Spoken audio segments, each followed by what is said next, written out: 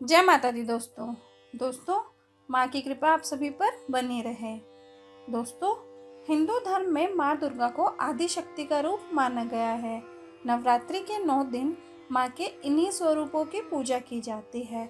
जहाँ एक और भक्त व्रत करके माँ को मनाने में लगे रहते हैं, वहीं दूसरी ओर 9 दिन की उपासना करके लोग अपने मन की मुराद पूरी करने के लिए माँ से वरदान मांगते हैं। दोस्तों, नवरात्रि के 6वें दिन माँ से आशीष पाने के लिए और उनकी कृपा दृष्टि के लिए माँ कात्यायनी की पूजा की जाती है। इस दिन का व्रत खासकर कन्याओं के लिए विशेष होता है, क्योंकि कहा जाता है कि इस दिन व्रत और पूजा करने से कन्याओं को मनचाहा वर मिलता है।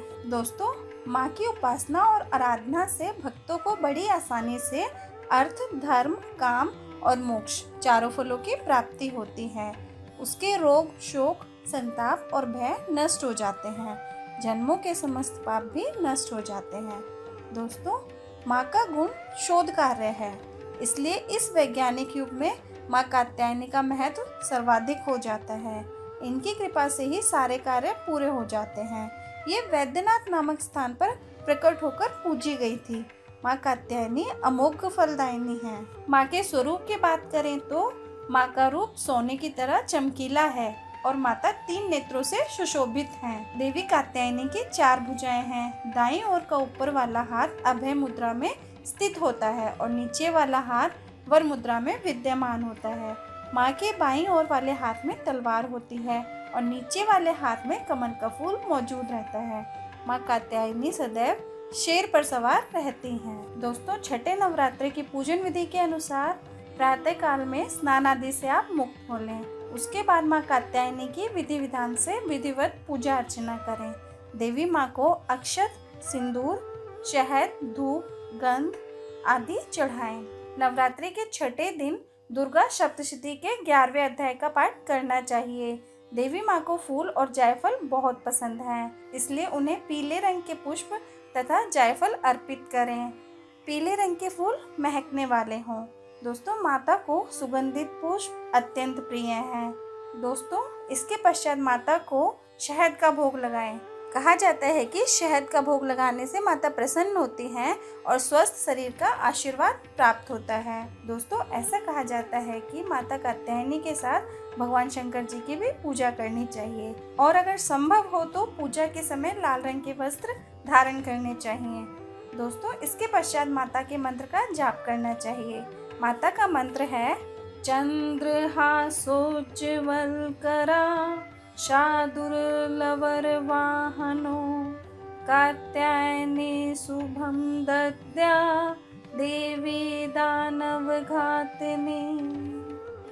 दोस्तों, इसके पश्चात माता के बीज मंत्र का जाप करें। माता का बीज मंत्र है क्लीं श्रीं त्रिनेत्राय नमः।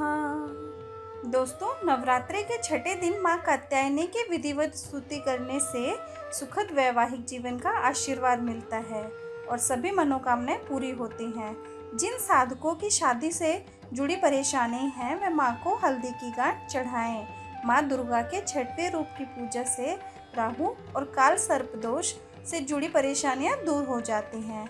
देवी माँ की विधिवत पूजा से कार्य क्षेत्र में साधक सफल होते हैं तथा रास्ते में आने वाली कठिनाइयां भी दूर हो जाती हैं। दोस्तों, ऐसा माना जाता है कि माँ कात्यायनी की आराधना से त्वचा, मस्तिष्क संक्रमण, अस्थि आदि बीमारियों में लाभ मिलता है। दोस्तों, मान्यता है कि गोपियों ने कृष्ण की प्राप्ति के लिए माँ कात्यायनी की ही पूजा की थी।